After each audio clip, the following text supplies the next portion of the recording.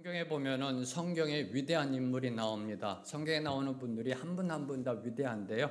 아마 아브라함, 다윗, 아마 대표적인 인물이 아닌가 생각합니다. 다윗 하면은 하나님의 마음에 합한 자, 정말 믿음의 거장이고요. 네, 그런데 그 모습만 성경에 기록되어 있다 그러면은 아마 저와 여러분은 이 신앙적 호흡을 하는 데 있어서 부담 느끼실 거예요. 그렇죠? 왜 나는 이 모양일까 맨날. 네, 다윗을 생각할 때마다 주눅 들고요. 근데 감사하게도 다윗도 우리와 별반 다름없는 인간이었다는 사실을 보여주는 내용이 성경 속에 기록되어 있습니다. 네, 몇 가지 에피소드와 스토리가 있는데요. 그 중에서 이제 오늘 말씀 속에 여러분이 읽으셨다시피 다윗이 다윗답지 못하는 행동을 하는, 그래서 오늘 제목을 다윗답지 못할 때에도 하나님의 은혜는 계속된다, 이 부분입니다. 다윗답지 못할 때에도 하나님의 은혜는 계속된다. 그래서 저희들이 위로받는 거고요. 그래서 저희들이 이 세상을 살아갈 수 있는 겁니다. 그럼 언제 어떻게 하나님의 은혜가 계속되는가? 다윗이 다윗답지 못할 때 하나님의 은혜는 언제 어떻게 계속되고 임하였는가? 바로 그것이 오늘 저와 여러분이 말씀을 통해 은혜 받아야 할 포인트입니다. 혹시 트위터라는 회사를 아시는지요? 아마 아실 겁니다. 그래서 들어보셨을 거예요. 트윗한다 그러잖아요. 네, 미국 샌프란시스코에는 트위터 본사에 가면은요, 이런 슬로건이 걸려 있었다고 합니다. Let's make better mistakes tomorrow. 내일 더 나은 실수를 하자. Let's make better mistakes tomorrow. 내일은 좀 더 나은 실수를 하자. 정말 지금도 이 슬로건이 걸려 있는 줄 모르겠습니다. 제가 찾아봤는데요. 올해도 걸려 있는지. 네, 그런데 그에 대한 자료가 없더라고요. 네, 정말 우리에게 어떤 교훈을 주는 그러한 슬로건인 것 같습니다. 인간은 누구나 실수하며 살아갑니다. 그렇죠? 실수하지 않는 인간은 인간이 아닙니다. 그건 신이지. 인간은 누구나 실수하며 살아갑니다. 넘어집니다. 잘못을 범합니다. 인생은요, 실수의 연속입니다. 그렇죠? 네, 실수의 연속이고 인생은 실수의 전당이다라고 할 수가 있습니다. 그리고 그 실수를 통해서 우리 인간은 성장합니다. 실수를 통해서 더욱더 성숙한 삶으로 나아갑니다. 그래서 나태주 시인이라는 분, 기독교 시인이시고요. 이제 거의 80이 다 되신 나태주 시인은 인생이라는 짧은 시에서 이렇게 고백하셨습니다. 인생은 실수다. 그 실수 만회하기 위해 어둠을 헤엄쳐 지금은 돌아가고 있는 중. 조금만 더 기다려달라. 정말 멋진 시인 것 같아요. 인생은 실수다. 그 실수 만회하기 위해 어둠을 헤엄쳐 지금은 돌아가고 있는 중. 조금만 더 기다려달라. 여러분은 이 식귀 중에 어느 부분이 여러분의 마음을 치시는지요? 네, 저는 이 부분을 묵상하는데 제 시선을 사로잡은 것은요, 그 실수 만회하기 위해라는 단어입니다. 그 실수 만회하기 위해. 실수는 만회해야 한다는 겁니다. 실수는 실수를 그대로 내버려 두면 안 되고요. 그 실수를 만회해야 한다. 인생의 실수, 잘못을 만회하기 위해 특별히 우리 믿는 자들, 하나님을 믿는 자들에게 요구되는 것이 있습니다. 첫째, 그 실수와 잘못을 빨리 인정하는 겁니다. 실수와 잘못을 빨리 인정하고 회개함으로 새롭게 다시 시작하는 것. 그리고 두 번째로 그 실수와 잘못이 우리의 신앙의 원심력 안에 있어야 한다는 겁니다. 실수하더라도 우리 신앙 안에 있어야 한다. 무슨 말이냐고요? 혹시 이런 말 들어보셨는지요? 내 손에서 벗어났어. 내 권한 밖이야. 혹시 이런 소리 들어보셨는지요? 네. 내 손에서 벗어났어. 이제 어쩔 수가 없어. 내 권한 밖이야. 어쩔 도리가 없어. 어쩔 방법이 없어. 신앙에 있어서도 마찬가지라는 겁니다. 신앙에 있어서도 하나님의 은혜의 바운더리, 하나님의 은혜의 그 바운더리를 넘어서면은 어쩔 수 없다는 겁니다. 하나님의 은혜의 바운더리 안에 있어야 다시 일어날 수 있습니다. 그 경계를 넘으면 하나님은 그냥 내버려 두십니다. 그게 사울의 인생이었고요. 그게 로마서 1장에 고백되고 있는 내버려 두사라는 단어입니다. 하나님이 그냥 방치해 두십니다. 오늘 말씀 속 다윗은요, 실수하고 넘어지고 전혀 다윗답지 못한 모습을 보여주고 있습니다. 거짓말을 합니다. 네, 정말 참으로 초라한 모습을 보여주고 있습니다. 그럼에도 다윗이 오늘날까지 믿음의 사람, 하나님의 마음에 합한 사람으로 기억되고 있는 것, 그것은 바로 그 신앙의 경계를 넘어서지 않았기 때문에, 실수하고 넘어지고 잘못을 범해도요 하나님 앞에서 했기 때문에 녹록지 않은 상황입니다. 지금 자신의 목숨이 경각에 달린, 뭐 잘못해서 그런 일을 당하면 이해라도 하겠는데 아무 잘못도 없는 그런 상황, 그런 녹록지 않은 상황 속에서 어떻게든 신앙인답게 살아보려고 애쓰며 몸부림치다가 넘어졌기 때문에, 지난주 말씀을 보면요 다윗은 사울이 자기를 죽이려 한다는 것과 이제는 살기 위해 도망치지 않으면 안 된다는 사실을 분명히 깨달았습니다. 그 전까지는요 설마 사울 왕이 사위인 나를 죽이겠어? 다윗은 사울의 사위이기도 합니다. 사위, 미갈의 딸, 미갈의 그 남편 되는 사위이기도 합니다. 그래서 설마 사울 왕이 사위인 자신을 정말 죽일까 하고 반신반의하였습니다. 그런데 요나단을 통해, 사울의 아들인 요나단을 통해 확인받은 사실은 사울 왕이 정말로 자신을 죽이기로 작정했다라는 것이었습니다. 자, 그럼 이제 어디로 가야 하나요? 영적 멘토인 사무엘을 찾아갔었습니다. 그리고 영원한 친구 요나단을 찾아갔었습니다. 자, 이제 그러면 어디로 가야 하는가? 누굴 찾아가야 하는가? 오늘 말씀 1절 말씀 함께 읽겠습니다. 시작. 다윗이 노베 가서 제사장 아히멜렉에게 이르니 아히멜렉이 떨며 다윗을 영접하여 그에게 이르되 어찌하여 내가 홀로 있고 함께하는 자가 아무도 없느냐 하니. 이제 오늘 말씀부터 이 사무엘상 30장까지 무려 15번의 다윗이 도피한 이야기가 나옵니다. 15번이나 다윗이 도피한 그 이야기가 기록되어 있습니다. 참으로 길고도 험난한 길을 이제 다윗이 시작한 겁니다. 그 험준한 길, 그 길을 이제 걸어가기 시작한 겁니다. 지금 다윗은요 자신의 가족은 물론이고 그동안 자신의 처지를 이해하고 도와주던 친구 요나단과도 이별한 뒤였습니다. 참으로 외롭고 두려운 시기였을 겁니다.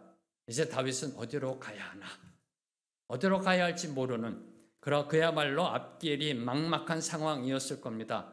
그때 다윗이 찾아간 곳이 바로 놉이라는 곳입니다. 다윗이 놉에 가서, 놉이라는 땅, 당시 놉은요 하나님께 제사 드리는 성소, 실로에 있던 성소가 이 놉으로 옮겨와져 있던 겁니다. 하나님께 제사 드리는 성소가 있었던 제사장들의 성읍이었습니다. 바로 그 제사장들의 성읍을 찾아간 겁니다. 이전에 다윗이 찾아간 곳 기억나시는지요? 라마라는 곳. 라마는 선지자들의 성읍입니다. 이전에 다윗은 선지자들의 성읍이었던 라마로 피신해서요 사무엘의 도움, 그 영적 도움을 받을 수가 있었습니다. 그리고 그곳에서 하나님의 영이 사울과 그의 전령들에게 임하여 역사하신 것을 몸소 체험하였습니다. 그래서 이제 이번에는 제사장들의 성읍을 선택하였던 겁니다. 이렇게 다윗이 선지자들의 성읍과 제사장들의 성읍을 찾아갔다라는 것, 어디로 가야 할지 막막한 그런 상황 속에서 다윗이 선택한 곳은 선지자들이 있는 곳, 제사장들이 있는 곳, 바로 그것을 찾아갔다는 것은 이 세상에서 의지할 분은 오직 한 분, 하나님밖에 없다. 내가 나아가야 할 곳은 오직 한 분, 하나님밖에 없다. 내가 가야 할 곳은 한 곳, 하나님이 계신 그곳밖에 없다는 사실을 보여주고 있는 겁니다. 다시 말해 앞길이 막막했던 다윗은 하나님께 나아가 하나님의 뜻을 묻고 도움을 청하고자 하나님 앞으로 나아갔던 겁니다. 사랑하는 성도 여러분, 사람은요 누구나 어려운 일을 만나게 되면요 힘들고 어려운 상황에 처하게 되면 무엇인가를 의지하려고 합니다. 지푸라기라도 잡으려고 합니다. 근데 그게 인간의 본성입니다. 그 어려움이 심해지면 심해질수록 도움을 구하고자 하는 간절함도 점점 더 커져갑니다. 그렇죠? 어려움이 심해지면요 어디서 도움이 안 오나? 하늘이 갑자기 열려가지고 하늘에서 천사들이 내려서 날 도와주지 않나? 이 어려움이 심해지면 도움을 구하고자 하는 간절함도 점점 더 커져갑니다. 그때 무엇을 의지하는가? 어떤 도움을 구하는가를 보면은 그 사람의 믿음의 크기와 그 사람의 믿음의 가치와 그 사람의 믿음의 본질을 알 수가 있는 겁니다. 사람이 무엇을 믿느냐? 사람이 무엇을 믿느냐는요, 그 사람이 어려움에 처했을 때 제일 먼저 찾는 것을 통해 드러나게 되어 있습니다. 그렇죠? 이 세상을 살아가면서 의지하는 것이 무엇인가? 내가 의지하고 있는 것, 내가 신뢰하고 있는 게 무엇인가? 바로 그것은요, 내가 어려움을 당했을 때 내가 제일 먼저 찾는 것, 바로 그곳에서 드러나게 되어 있습니다. 저와 여러분, 우리 믿음의 사람들은요, 힘들고 어려울 때 하나님을 찾아갑니다. 그렇죠? 힘들고 어려울 때 하나님 앞으로 나아갑니다. 앞길이 보이지 않아 막막할 때 주님의 이름을 부르게 되어 있습니다. 오늘 우리도요, 저와 여러분도 오늘 말씀 속 다윗처럼요, 답답하고 막막할 때가 있습니다. 아무런 죄 잘못도 없는데 억울하게 정말 이렇게 사면초가의 상황으로 몰릴 때가 있습니다. 무엇보다도 하나님이 왜 나를 이런 상황에 처하게 하셨는지 알 수 없어 괴로워할 때가 있습니다. 그게 우리의 인생입니다. 그때 다윗처럼 하나님 앞으로 나아가야 한다는 겁니다. 그때 저와 여러분이 가야 할 곳은 선지자들이 있는 곳이고 제사장들이 있는 곳, 바로 하나님이 계신 곳으로 나아가야 한다는 겁니다. 야곱처럼 하나님을 붙잡고 씨름해야 한다는 사실입니다. 세상과 씨름하는 것이 아니라, 세상 붙잡고 씨름하는 것이 아니라 하나님을 붙들고 씨름해야 합니다. 환도뼈가 골절되는 한이 있더라도 하나님 붙잡은 손 절대 놓으면 안 된다는 겁니다. 끝까지 붙잡고 있어야 한다라는 겁니다. 넘어지고 깨지고 터지더라도 하나님 앞에서 하나님 붙잡고 있어야 한다는 겁니다. 그러면 언젠간 반드시 하나님의 은혜로운 손길이 임하게 될 것이고 하나님의 인도하심을 저와 여러분이 경험하게 될 줄로 믿습니다. 이게 바로 다윗의 인생입니다. 자, 다시 1절을 보면요, 아히멜렉은 자신을 찾아온 다윗을 영접하며 질문합니다. 어찌하여 내가 홀로 있고 함께하는 자가 아무도 없느냐? 아니, 왜 홀로 왔습니까, 다윗이요? 아니, 왜 부하 장수들은 어디고 왜 홀로 이렇게 이것을 찾아왔습니까? 라고 질문합니다. 이에 대해 다윗은요, 사울 왕으로부터 특별하고도 은밀한 임무를 띠고 왔기 때문에 그렇게 혼자 왔다라고 대답합니다. 오늘 말씀 2절 말씀 함께 읽습니다. 시작. 다윗이 제사장 아히멜렉에게 이르되 왕이 내게 이를 명령하고 이르시기를 내가 너를 보내는 것과 내게 명령한 일은 아무것도 사람에게 알리지 말라 하시기로 내가 나의 소년들을 이러이러한 곳으로 오라고 말하였나이다. 네, 읽으실 때 이 부분은 이렇게 읽으시면 안 돼요. 뭔가 떨리는 음성으로, 뭔가 떨리는 음성으로, 눈동자에 힘이 없고 초점이 없고 이렇게 아래 위로 돌리고요. 네, 왜요? 이 말은 거짓말이니까. 이 대답은 거짓입니다. 아마도 다윗은요, 자기가 사울로부터 쫓기고 있다는 사실이 알려지면 자기 신변에 위험이 생길지도 모른다는 위기감에서 이렇게 말을 만들어 내었을 것입니다. 그런데 이유가 무엇이든지 간에 다윗은 이전에 담대했던 모습과는 전혀 다른 모습을 지금 보이고 있다라는 겁니다. 전혀 다윗답지가 않습니다. 제사장들이 살고 있던 노브로 왜 갔는지요? 왜 다윗이 노브로 갔는지요? 하나님께 도움을 구하고자, 하나님께 묻고 어떻게 하는지 하나님의 음성을 듣고자, 하나님의 도움을 구하고자 노브로 갔습니다. 그런데 제사장에게 지금 거짓말을 하고 있습니다.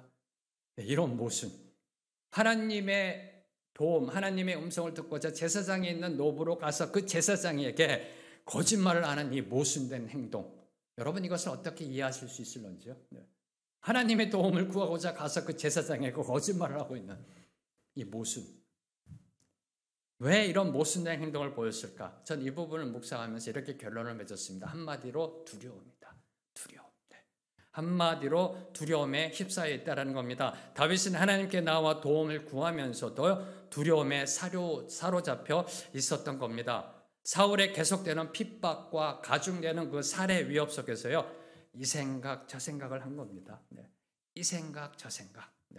그러다가 염려, 불안, 걱정, 근심이요, 그의 마음에 쑥 들어와 휘감고 있었던 겁니다. 생각이 많아지면 염려, 불안의 두려움이 생기기 마련입니다. 내가 솔직히 얘기하면 아히멜렉이 어떻게 나올까?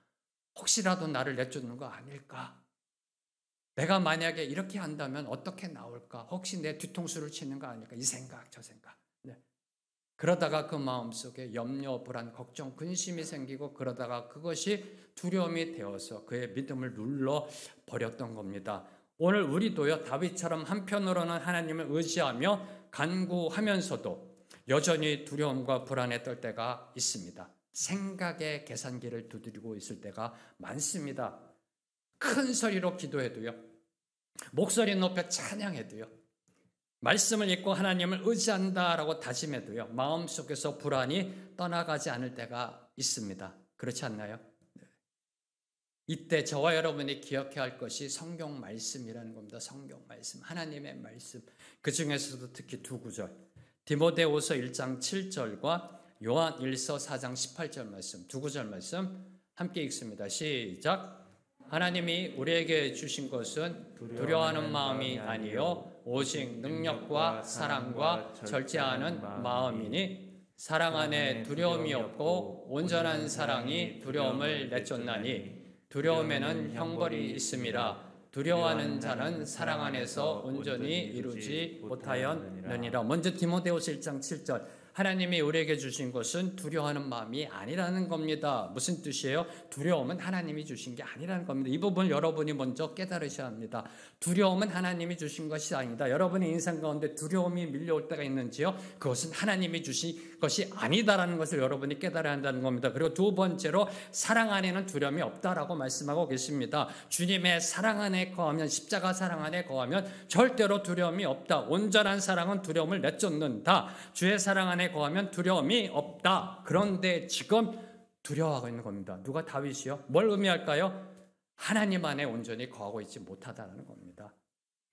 두려움은 하나님이 주시는 게 아닙니다. 주님의 사랑 안에 거하면 두려움이 없습니다. 이 성경 말씀으로 볼 때 지금 다윗이 왜 두려워하고 있는가? 하나님 안에 온전히 거하고 있지 못한 겁니다. 다시 말해 우리의 마음이요, 하나님으로부터 나뉘어 세상을 바라볼 때 우리의 마음이 하나님을 향해 올인하지 못하고요, 마음이 나뉘어져서 세상을 바라보면 이 생각 저 생각, 세상의 주판, 생각의 주판을 두드릴 때 염려, 불안, 걱정, 근심이 생겨나게 되는 겁니다. 하나님께 올인하면요, 그 하나님이 누구세요? 창조주, 주권자, 온 우주 만물을 다스리시는 분, 그분께 우리가 올인하면 결코 두려움이 없다라는 겁니다. 풀못불 앞에서도요, 사자굴 안에서도요, 감옥에 갇혀서도 유라굴로와 같은 풍랑이 몰려와도 전혀 두렵지가 않습니다. 왜냐하면 이 세상 모든 것이 하나님의 다스림하에 있기 때문에. 믿으시는지요? 모든 것이 하나님의 다스림하에 있습니다. 믿으시는지요? 그럼 그분 안에 있으면 뭐가 두려우시는지요? 그분이 모든 것을 다스리시는데, 자, 이는 단순히 하나님이 우리를 지켜 보호하실 것을 믿기 때문에 두렵지 않는 것이 아니는 겁니다. 잘 기억하셔야 돼요. 우리가 하나님 안에 거하면 하나님이 우리를 지켜 보호하시기 때문에 두렵지 않다는 게 아닙니다. 이거는 기복주의적인 믿음의 한 형태로 변질되어질 수가 있는 참으로 위험한 생각입니다. 우리가 두렵지 않는 것, 그것은 나를 향하신 하나님의 선하신 섭리를 믿기 때문에 두렵지 않는 겁니다. 그냥 내가 잘 되고요, 지켜 보호해 주셔서 갑자기 사업이 대박나고요, 안 풀리던 것들이 풀리고요, 이런 것이 아니라, 지켜 보호해 주시기 때문이 아니라 나를 향하신 하나님의 선하신 섭리, 그 섭리를 믿기 때문에 그 어떠한 것도, 그 어떠한 결과도 전혀 두렵지 않습니다. 설사 직장을 잃어도, 설사 사업이 망해도, 설사 병에 걸려도, 죽음 앞에서도 절대로 두렵지 않습니다. 왜요? 나를 향하신 그분의 선하신 섭리와 뜻이 있기 때문에. 이걸 통해 무엇인가 하시려나 보다. 이 모습을 통해서, 나의 이 못난 모습, 나의 힘든 모습을 통해서 하나님이 뭔가를 하시고 계시구나. 이 섭리를 깨달을 때 전혀 두려움이 없는 겁니다. 그런데 오늘 말씀 속 다윗은 두려움에 눌려 있습니다. 하나님 안에 온전히 거하지 못했기 때문에. 왜 거하지 못하나요? 하나님을 믿는 사람입니다, 다윗도. 그래서 하나님 앞으로 나아간 겁니다. 그래서 제사장들에서 그 높당으로 나아간 겁니다. 하나님을 믿습니다. 그런데 그의 생각 속에는 무슨 생각이 있나요? 언제 어디서 사울의 전령들이, 사울의 그 군사들이 자기를 칠지 모른다. 사울에 의해 살해당할 수도 있다는 그 염려, 불안, 걱정에 눌려 2절에서만이 아니라 8절에서도 또 다른 거짓을 지어내고 있습니다. 8절 말씀 함께 읽습니다. 시작. 다윗이 아히멜렉에게 이르되 여기 당신의 수중에 창이나 칼이 없나이까? 왕의 일이 급함으로 내가 내 칼과 무기를 가지지 못하였나이다 하니. 자, 거짓말로 떡을 확보한 다윗은요, 아히멜렉에게 또 다른 거짓으로 무기를 구하고 있습니다. 왕의 일이 급함으로 내가 칼과 무기를 가지지 못하였나이다. 자, 오래전 양을 움키려는 사자와 곰을 맨손으로 찢었던 다윗. 한 10대 중반에 그 청소년이 사자와 곰을 맨손으로 찢었던 다윗, 그리고 여호와의 이름으로 거인 골리앗을 무너뜨렸던 다윗, 그 믿음의 용사는 온데간데 없고요, 목숨 하나 부지하겠다고 두려워하며 비굴하게 초라하게 거짓말하고 있는 이 모습. 이 모습을 보면서 저는 두 가지를 묵상하였습니다. 첫 번째로 인간은, 저와 여러분 인간은 죄성, 죄인입니다. 우리 안에 죄성이 있습니다. 죄성과 함께 연약함을 운명적으로 타고난 존재라는 겁니다. 연약함. 죄성뿐만 아니라 우리 인간은 연약한 존재이다. 연약함을 운명적으로 타고난 존재라는 겁니다. 자, 보세요. 세상을 보세요. 정의로운 사람도요, 정의로워 보이는 사람도요, 때론 부도덕한 행동을 할 때가 있습니다. 용기 있는 사람이요, 비굴하고 야비한 모습을 보일 때도 있습니다. 선한 사람이 악을 행하기도 합니다. 정직한 사람이 거짓말을 할 때도 있습니다. 왜 그런가요? 여러분 혹시 왜 그런지 아시는지요? 초지일관, 시종일관, 표리 상동한 사람이 없습니다. 어떨 땐 정의로워 보이고, 어떨 때는 불의한 행동을 하고요, 어떨 땐 선한 것 같은데 어떨 땐 악한 모습 보이고요. 왜 그런가요? 인간은 원래 그런 존재라는 겁니다. 인간은 본래 그런 존재입니다. 아담의 범죄로 인해 어느 한 부분이 아니라, 어느 한 부분, 어떤 일정 부분이 아니라 총체적으로 고장났기 때문에, 총체적으로 망가졌기 때문입니다. 평상시에는 모릅니다. 결정적인 순간에 그 고장난 부분의 문제가 드러나게 되어 있습니다. 그래서 사도 바울께서는요, 내가 원하는 바 선은 행하지 아니하고 오히려 내가 원하지 않는 악을 행한도다라고 탄식하셨습니다. 내가 원하는 거는 선인데 오히려 내가 원하는 선은 행하지 않고 내가 지금 악을 행하고 있구나라고 탄식하셨습니다. 그리고 더 나아가서 오라 나는 곤고한 사람이다. 누가 나를 이 사망의 몸에서 구원해 내겠는가라고 절규하셨습니다. 이게 인간입니다. 근데 저와 여러분이 기억해야 할 것. 사도 바울께서는 그 탄식과 절규에 주저앉아 절망하지 않았다라는 겁니다. 마침내 그 해결책을 찾아내어 다음과 같이 선포하셨습니다. 그러나 이 모든 일에 우리를 사랑하시는 이로 말미암아 우리가 넉넉히 이기느니라. 로마서 8장 37절 말씀. 하나님을 믿음으로 주님의 사랑 안에 거함으로 이 모든 것을 우리가 넉넉히 이기느니라. 자, 두 번째로 묵상하는 것은요, 이 다윗의 거짓말을 보세요. 떡을 구합니다. 무기를 구합니다. 이 거짓말은요, 남을 해롭게 하려는 악의가 전혀 없었습니다. 뒤통수 치는 거짓이 아닙니다. 부당한 이득을 취하거나 아히멜렉 이 가문을 위험 속으로 몰아 넣으려는 그런 악한 의도가 전혀 없었습니다. 그렇죠? 네. 배고파서 3일 동안 들판에 있는 숲에 숨어 있었잖아요. 배고파서 거짓말로 먹을 것을 구했고요. 이제 도피의 생활을 하는데 무기 하나 얻고자 또 거짓으로 이야기하고 있고요. 악한 의도가 있었던 게 아닙니다. 그런데 그 거짓의 결과는 실로 참혹하였다라는 겁니다. 이제 사무엘상 22장을 보면요, 다윗의 이 거짓말로 인해 아무 죄도 없는 제사장 85명이 사울의 손에 죽습니다.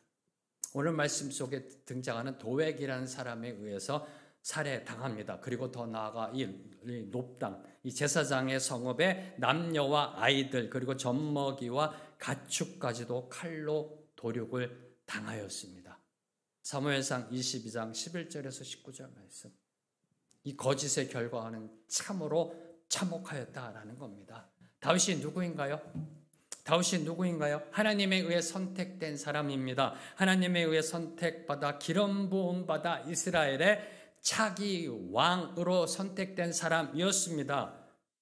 그 자리에서 굶어 죽을지언정 거짓말을 해서는 안 되었던 겁니다. 차라리 굶어 죽을지언정 위험을 무릅쓰고라서도 진실을 말해야 했던 겁니다. 아히멜렉에게 진실을 말하고 자신을 도와줄 것인지 아닌지 그에게 물어보아야만 했을 것입니다. 물론 다윗의 마음속에는요, 설마 사울이 하나님의 제사장을 죽이기야 하겠느냐는 그러한 생각이 있었을 겁니다. 그런데 바로 그 설마가 사람을 잡은 것입니다. 설마 사울이 제사장을 죽이겠어라는 이 설마가 사람을 잡은 겁니다. 뭘 교훈하나요? 거짓말은요, 어떤 결과를 낳을지 아무도 모른다라는 겁니다. 아무도 모른다. 사소한 거짓말이라 할지라도 불행의 아픔을 초래할 수 있고요. 악의를 품지 않은 거짓말이라 할지라도 무서운 결과를 초래할 수 있음을 저와 여러분에게 교훈하고 있는 겁니다. 자, 이제 6절을 보면 제사장 아히멜렉이 먹을 것을 구하는 다윗의 요청을 듣고요, 그에게 거룩한 떡을 주었음이 기록되어 있습니다. 6절 말씀 함께 읽습니다. 시작. 제사장이 그 거룩한 떡을 주었으니 거기는 진설병 곧 여호와 앞에서 물려낸 떡밖에 없었음이라. 이 떡은 더운 떡을 드리는 날에 물려낸 것이더라. 자, 여기서 거룩한 떡이요. 거룩한 떡이라는 것은 이 성소의 상에 진열돼 두었던 12개의 떡, 하나님께 올려드리는 그 12개의 떡, 성경에서는 진설병이라고 합니다. 네, 성소 안에 있었던 그 진설병을 지칭합니다. 이 진설병은 율법의 규례를 보면요, 성소에 거하는 제사장들만이 거룩한 곳에서 먹을 수 있었습니다. 그 외에는 이 진설병을 먹지 말라라는 하나님의 율법의 명령이 있었습니다. 이게 진설병입니다. 자, 그런데 제사장 아히멜렉은 이 떡을 다윗과 그와 동행한 사람들을 위해 주었습니다. 뭘 의미할까요? 제사장이 율법을 어겼다라는 겁니다. 율법을 잘 알고 있습니다. 제사장이니까요. 근데 율법을 어긴 겁니다. 자, 그 다음입니다. 그런데도 하나님은 진설병을 준 아히멜렉이나 그것을 먹은 다윗 일행에게 진노하지 않으셨습니다. 징계하지 않으셨습니다. 그리고 훗날 한 1000년 지나서 예수님이 이 땅에 오셔서 이 행위를 정당한 것이다라고 선포하셨습니다. 그 기록된 것이 마태복음 12장입니다. 마태복음 12장을 보면요, 예수님께서 안식일에 배가 고파 밀 이삭을 따먹는 그 제자들을 비판한 바리새인을 향해 이 사건을 인용하십니다. 안식일날 밀 이삭을 따먹는 것은 이 유대인의 그 규례에 의하면요, 노동으로 생각합니다. 그래서 안식일에는 노동을 하면 안 됐는데 예수님의 제자들이 너무 배가 고프니까 안식일에도 길가에는 밀 이삭을 따서 먹습니다. 그것을 보면 바리새인들이 비판합니다. 비난합니다. 죄를 졌다라고 회개하라고요. 그때 예수님께서 이 사건, 아히멜렉이 다윗에게 진설병을 준 이 사건을 인용하시면서 이렇게 선포하십니다. 하나님은 제사보다 자비를 원하신다. 하나님은 제사보다 자비를 원하신다라는 진리를 선포하셨습니다. 뭘 의미할까요? 하나님은 지금 거짓을 더하는 다윗에게 자비의 은혜를 베푸시고 계신다는 겁니다. 하나님은 지금 거짓말로 아히멜렉에게 나아가는 이 다윗을요, 혼내키시고, 야, 내가 너를 선택해서 이스라엘의 차기 왕으로 세웠는데 네 신앙 그거밖에 안 돼? 내 생각 다시 해봐야 되겠는데? 너 물르고 다른 사람을 왕으로 세웠어. 이런 게 아닙니다. 야, 너 믿음이 그거밖에 안 되니? 너 믿음의 자손이잖아. 야, 너 옛날에 골리앗도 이겼잖아. 너 이렇게 형편없이 망가졌니라고 말씀하지 않으세요? 거짓으로 나아가는 그 초라한 모습으로 정말 추락하고 있는 다윗에게 자비의 은혜를 베푸시고 계신다라는 것이 지금 아히멜렉이 떡을 주었다라는 이 사건 속에 내포되어 있는 겁니다. 하나님은 실수하고 잘못하더라도요, 하나님 앞에 나아가 넘어지면 안아주십니다. 있는 모습 그대로, 연약한 모습 그대로 하나님 앞에 나아가면 그냥 그대로 안아주십니다. 위로해 주십니다. 우리에게 다시 힘과 용기를 불어 넣어 주십니다. 그런데 단 한 가지 조건이 있습니다. 단 한 가지 조건. 그것은 바로 4절에 보면은 그 소년들이 여자를 가까이만 하지 아니하였으면 주리라. 이러면 주겠다라고 아히멜렉 제사장이 이야기합니다. 무슨 뜻일까요? 자, 이는 저와 여러분이 5절을 보면요. 5절을 보면 다윗이 이렇게 선포하고 있습니다. 5절 말씀 보면 다윗이 제사장에게 대답하여 이르되 우리가 참으로 3일 동안이나 여자를 가까이 하지 아니하였나이다. 내가 떠난 길이 보통 여행이라도 소년들의 그릇이 성결하겠거늘 하물며 오늘 그들의 그릇이 성결하지 아니하겠나이까 하며 바로 성결, 거룩. 하나님의 은혜를 받으려면 무엇보다도 성결해야 함을, 거룩해야 함을 교훈하고 있는 겁니다. 자, 그러면 어떻게 성결해질 수 있는가? 어떻게 거룩함으로 나아갈 수 있는가? 여러분 거룩하신지요? 네. 그럼 어떻게 거룩하실 수 있으실런지요? 네. 이에 대해서 시편 119편 9절 말씀은 이렇게 저와 여러분에게 교훈합니다. 청년이 무엇으로 그의 행실을 깨끗하게 하리이까? 주의 말씀만 지킬 따름이니이다. 삶의 성결, 삶의 거룩은요, 그 어떤 도덕이나 윤리의 가르침으로 주어지는 것이 아닙니다. 도덕적 가르침, 윤리적 가르침이 아니라 하나님의 말씀, 주님의 말씀, 성경 말씀대로 지켜 그대로 준수하며 살아내는 것, 그게 바로 거룩, 그게 바로 성결이라는 겁니다. 그리고 또 하나 그 성결의 거룩은요, 지금 진설병을 먹을 때만, 다시 말해 은혜를 받고자 할 때만 필요한 것이 아니라 24시간 365일 우리가 삶 속에서 이루어 가야 할 성도의 소명이자 책임입니다. 왜요? 저와 여러분은 거룩하신 하나님의 형상대로 지음받은 자들이기 때문에, 저와 여러분은 거룩하신 하나님의 자녀이기 때문에, 거룩하신 하나님의 백성이기 때문에, 그리고 무엇보다도 오늘도 그분은 거룩하신 그 하나님이 우리와 동행하고 계시기 때문에, 우리가 그분의 손을 붙잡고 있기 때문에, 그분과 동행하고 있기 때문에 저와 여러분은 24시간 365일 거룩함으로 나아가야 하는 것입니다. 바로 이 부분을 다윗은 이제 이 고난의 길, 이 도피의 길을 걸어가면서 하나하나 깨닫게 되는 겁니다. 자, 아히멜렉에게 음식을 제공받은 다윗은 이제 사울 왕의 명령이 너무 급박하여 자신이 무장하지도 못한 채 왔다고 거짓 언급하며 아히멜렉에게 무기를 구하였습니다. 이에 대한 아히멜렉의 답변이 9절에 기록되어 있습니다. 9절 말씀 함께 읽습니다. 시작. 제사장이 이르되 내가 엘라 골짜기에서 죽인 블레셋 사람 골리앗의 칼이 보자기에 쌓여 에봇 뒤에 있으니 내가 그것을 가지려거든 가지라. 여기는 그것밖에 다른 것이 없느니라 하는지라. 다윗이 이르되 그 같은 것이 또 없나니 내게 주소서 하더라. 다윗이 아히멜렉에게 혹시 무기가 없냐고 묻습니다. 이상하지 않나요? 어디서요? 군수창고 가서 지금 질문하나요? 성소, 하나님의 성소, 이 교회 와서요, 멋진 건 없어요? 라고 물어보는 겁니다. 대포 없어요? 미사일 없어요? 교회 와서요. 네, 여러분에게. 네. 뭔가 좀 이상하잖아요. 네.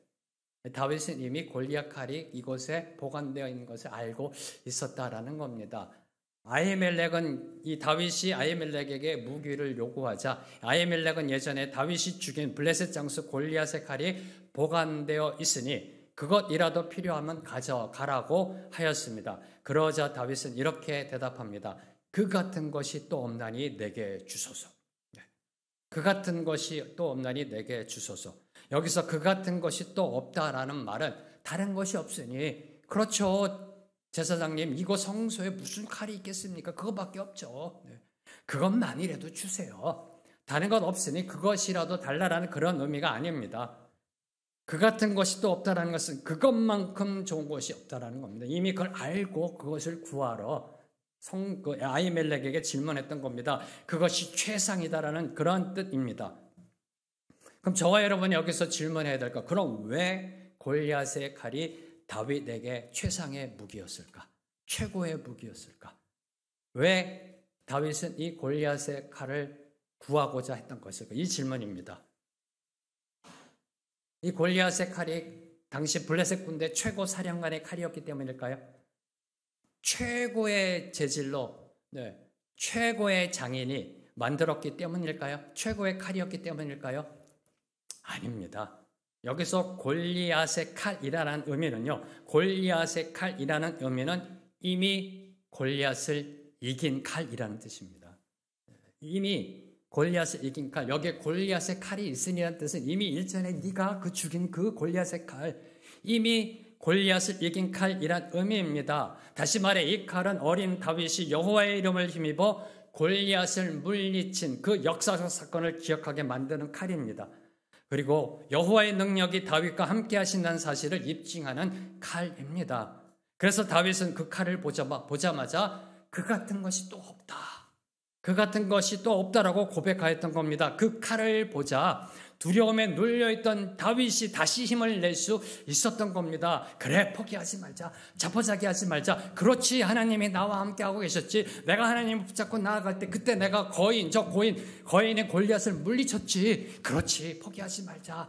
힘을 내자. 하나님이 함께 내면 이 시련도 이겨낼 수 있을 거야. 이 역경도 이겨냈을 거야. 하나님이 오늘도 나와 함께하고 계셔라고 마음을 추스르고 다시 일어날 수 있었던 겁니다. 이는 한마디로 체험 신앙의 중요성을 저와 여러분에게 말하고 있는 겁니다. 다윗이 원했던 그 칼은요, 그냥 칼 자체가 아니에요. 살상용 무기가 아니라 그 칼에 얽혀있는 하나님과의 이야기. 바로 체험 신앙의 중요성을 교훈합니다. 인간은 누구나 연약해질 때가 있습니다. 그게 우리의 본성입니다. 연약한 존재입니다. 아무리 믿음이 좋고요, 경건의 능력이 있다 할지라도 오늘 다윗처럼 두려움과 불안 속에 망가질 때가 있습니다. 그때 우리에게 필요한 것, 그때 저와 여러분에게 필요한 것, 그것은 바로 하나님의 함께 하심에 대한 기억입니다. 그 체험. 어제도 함께 하신 하나님은 오늘도 우리와 함께 하십니다.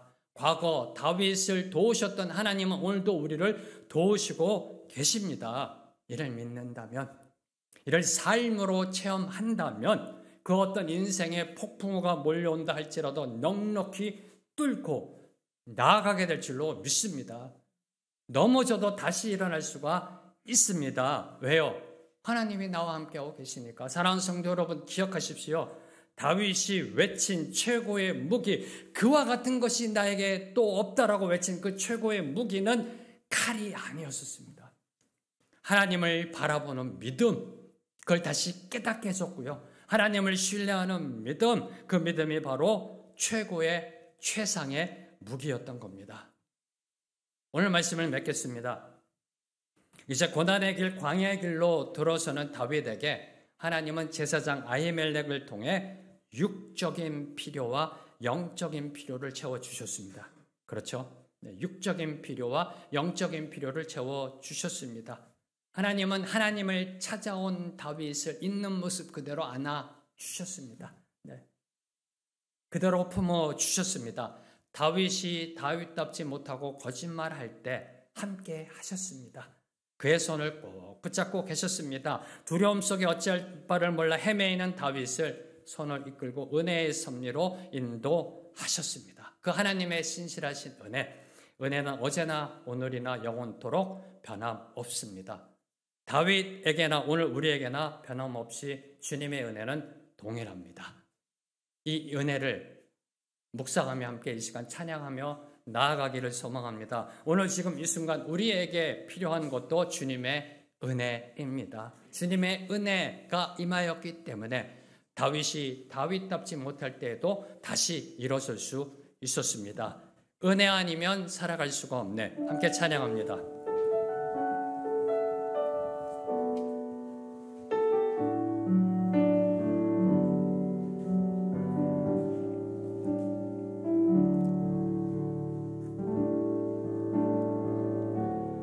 은혜 아니면 살아갈 수가 없네. 호흡마저도 다 주의 것이니 호흡마저도 다 주의 것이니 세상 평안과 위로 내게 없어 세상 평안과 위로 내게 없어 예수 오직 예수뿐이네.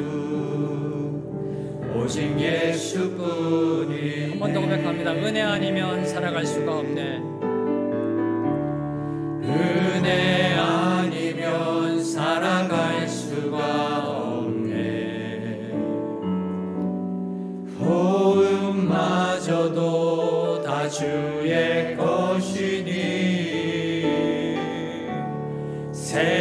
세상 평안과 위로 내게 없어도 예수 오직 예수뿐이네.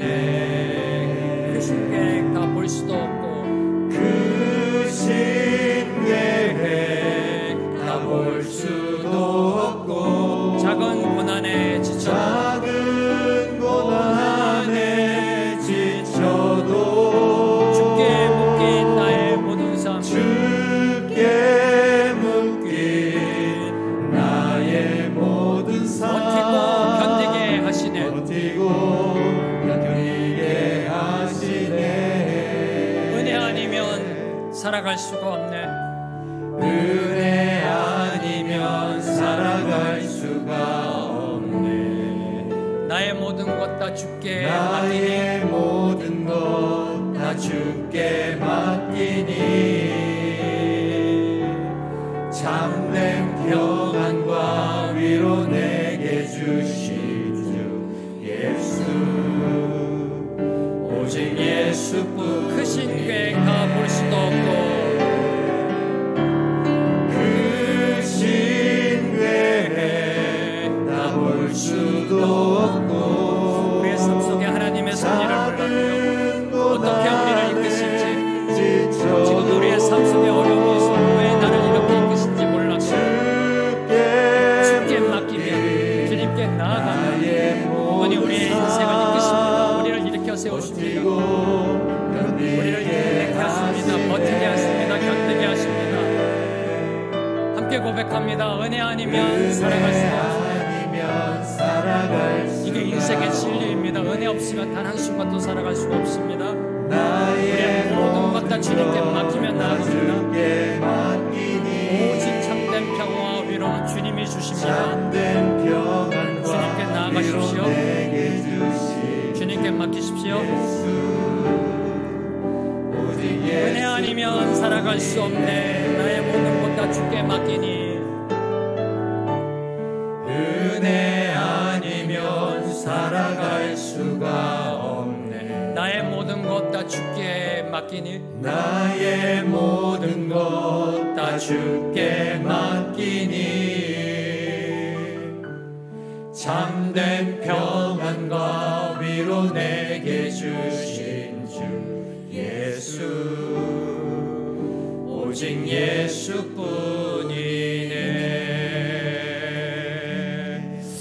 주님 감사합니다. 주님의 말씀 가운데 다윗답지 못한 모습도 기록하여 주심에 감사합니다. 주님, 오늘 우리도 다윗처럼 힘들고 어려운 가운데 무너지고 넘어지고 실수할 때 주님의 은혜 가운데로 임하는 그 축복을 누리게 하여 주시옵소서. 은혜 아니면 단 하루도 살아갈 수 없음을 고백합니다. 주님, 있는 모습 그대로, 연약한 모습 그대로, 무너진 모습 그대로 주님 품 안에 안기오니 예배하신 은혜 충만히 부어 주시어서 그 은혜 받아 다시 일어서는 우리 모두가 되게 하여 주시옵소서. 예수님의 이름으로 기도합니다. 아멘.